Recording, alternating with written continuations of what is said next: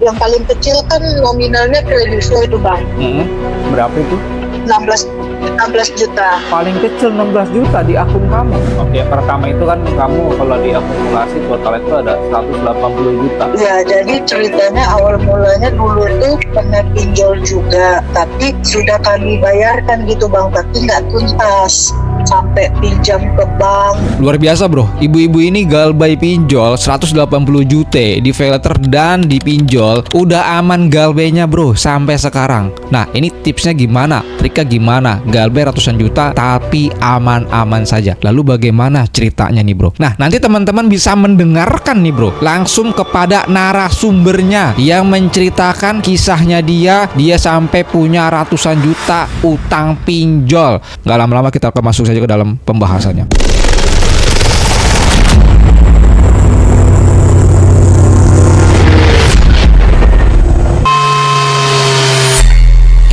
Assalamualaikum warahmatullahi wabarakatuh. Kita berjumpa kembali lagi dalam channel YouTube Tips Pinjol. Oke, hari ini gue akan menampilkan sebuah cerita langsung dari nasabahnya nih bro, langsung dari member gua, dan dia punya pinjol sudah bertahun-tahun tapi tidak pernah selesai, tidak pernah lunas-lunas, dan bahkan utangnya sampai numpuk dan sampai dia masih punya utang di perbankan. Tapi saat ini alhamdulillah dia sudah lepas dari utang pinjol, dari kesusahan gara-gara dikejar-kejar utang pinjol. Lu bisa dengarkan, ambil petik dari pembelajaran ibu ini. Oke, kita akan masuk saja ke dalam isi rekamannya. Jadi pertama nih saya punya pinjol ini ada 4 aplikasi kan bang, Rupiah Cepat, Kredivo, TikTok Paylater, sama GoPay. Nah itu totalnya 180-an itu bang. 180 apa nih?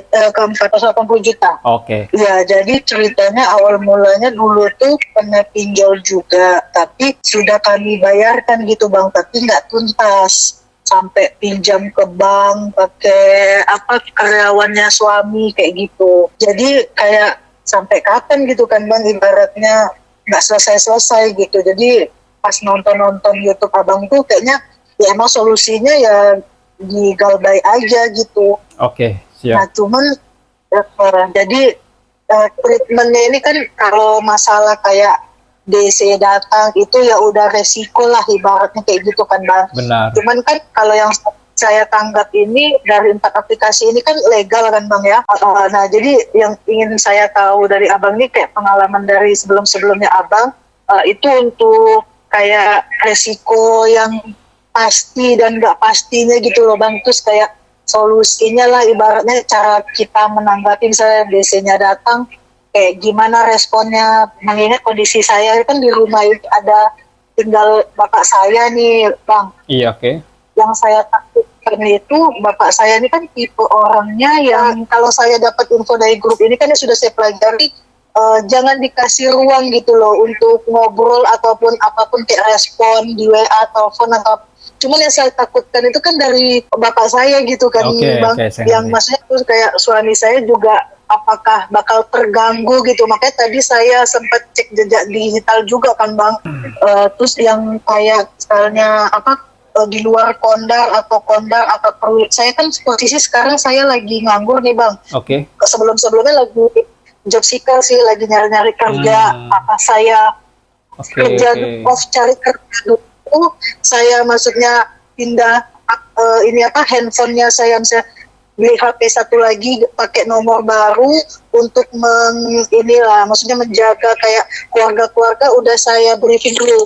Jadi kebetulan saya belum ada yang jatuh tempo gitu bang. Jatuh temponya itu yang GoPay ini besok nih tanggal 14 kayak gitu bang. Oke, yang pertama itu kan kamu kalau diakumulasi total itu ada 180 juta yang kamu punya ya sekarang utang kamu ya di semua pinjol itu. Nah yang kedua adalah kondisi kamu, status kamu saat ini tuh nganggur ya, belum dapat kerjaan ya. Jadi akhirnya gagal bayar kan kayak gitu. Akhirnya gagal bayar juga. Nah kamu ini sudah berumah tangga atau gimana? Sudah pak. Nah suami mengetahui nggak? Tahu. Oke, suami sudah mengetahui. Kenapa? Karena sebelumnya kan yang saya bilang tadi sudah pernah kita pinjol yang awal ini cari pinjaman ke bank gitu bang, pakai kayak jaminan karyawannya suami gitu. Oke, jadi awal mulanya kamu kena pay letter ini, 3 pay letter ini sampai total 180 juta berawal dari pinjol. Awal mulanya. Iya. Nah, dari awal mulanya ke pinjol, lalu kamu untuk menutupi pinjol ini lari ke pay letter ini. Ketiga pinjol ini. Sekarang ini kan masih ada nih bang yang kayak rupiah cepatnya aja 100 lebih bang.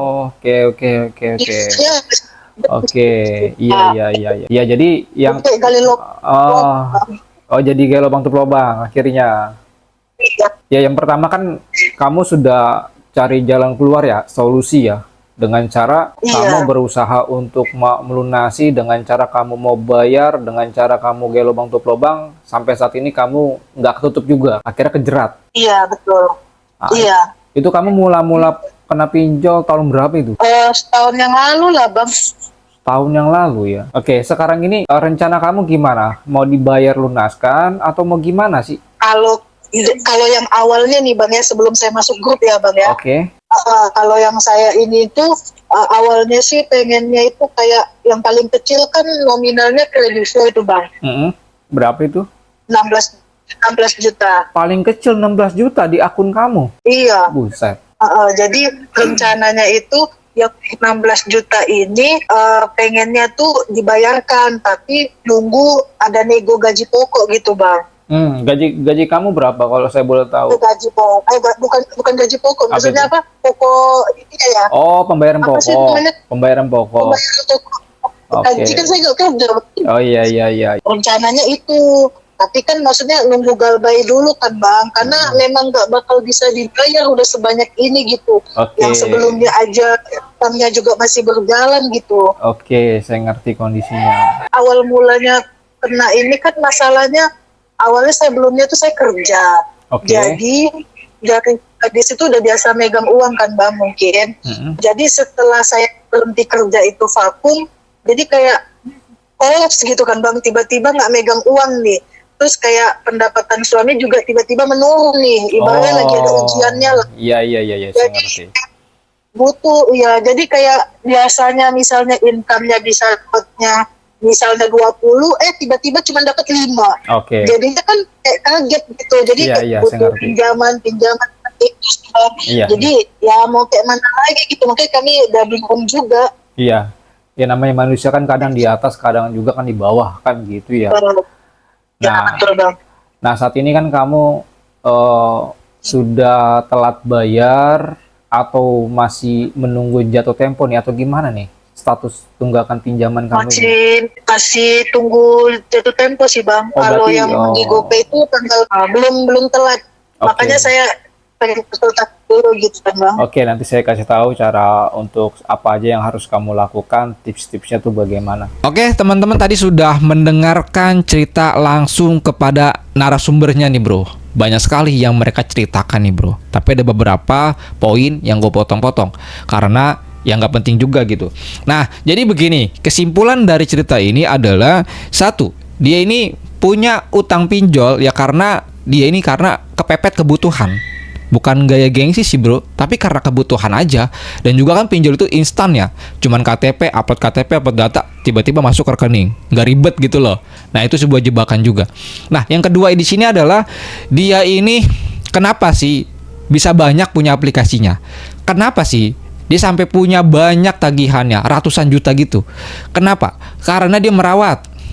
Sampai 2 tahun, sampai 1 tahun dia merawat. Kalau lu merawat pinjol, tidak ada istilah menguntungkan. Catat ya bro, tidak ada istilah kata Anda menguntungkan. Jadi kalau teman-teman, dirawat aja biar nanti galbenya banyak nominalnya. Pale lu, otak lu itu nggak bakal nyampe dalam hitung-hitungan kalkulator sistem pinjol ini. Jadi lu jangan pernah berharap galbay nanti aja dirawat dulu aja. Nanti setelah galbay itu dapatnya banyak, dapat duitnya banyak gitu. Pale lu bro. Kalau lu hitung-hitung, lu rugi. Coba lu hitung dan lu akumulasi semuanya dari awal kalian ngajuin sampai sekarang. Nggak ada lu menguntungkan bro. Jadi galbay itu Dimulai dari sekarang sebelum terlambat. Galbay itu jangan sampai menunggu nanti aja, tunggu limitnya besar. Jangan. Anda jangan pernah mau dibudak-budakin oleh sistem pinjol ini. Nah, yang selanjutnya di sini adalah dia sebelum kenal tools pinjol, dia melakukan gali lubang, tutup lubang. Nah, ini yang sangat berbahaya sekali. Ketika teman-teman punya utang pinjol, untuk menyelesaikannya, jangan coba-coba melakukan gali lubang, tutup lubang. Pinjam ke bank, dapat pencairan, bayar pinjol. Pinjol bagus untuk bayar bank. Itu nggak ada selesainya. Sampai kapanpun itu nggak ada selesainya, bos. Jangan pernah lakukan itu. Apalagi ada joki pinjol, konsultan pinjol yang berkata, kakak ambil aja yang di semi legal, yang pinjol ilegal ini aman Galbay, nanti hasilnya untuk bayar pinjol legal. Itu ajaran sesat. Itu Anda sedang dimanfaatkan. Jangan kayak gitu.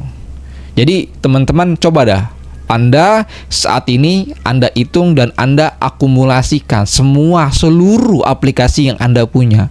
Nggak ada kata istilah untung, bos. Nggak ada.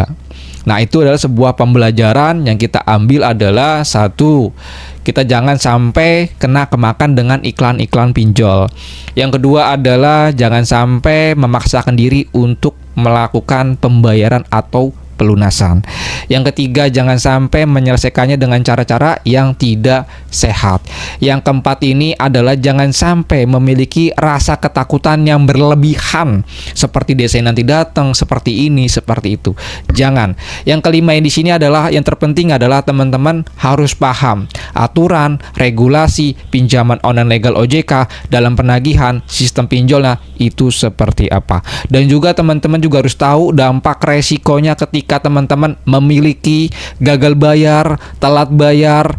Itu teman-teman harus tahu resiko dan dampaknya. Dan mudah-mudahan dalam video kali ini teman-teman juga bisa menyelesaikan utang pinjol Anda sesuai hukum yang berlaku. Kalau nggak mampu bayar, stop, galbaikan dulu. Jangan pernah dipaksa-paksakan dan jangan pernah percaya dengan joki pinjol ataupun konsultan. Saat ini banyak sekali joki pinjol berkedok PT konsultan. Hati-hati bro. Jadi gue sarankan ketika Anda selain di YouTube, melihat di TikTok, melihat di media sosial yang lain, katanya bisa bantu Anda, fix mereka bohong. Mungkin gitu aja informasi yang gue sampaikan. Assalamualaikum warahmatullahi wabarakatuh. Salam Galbay.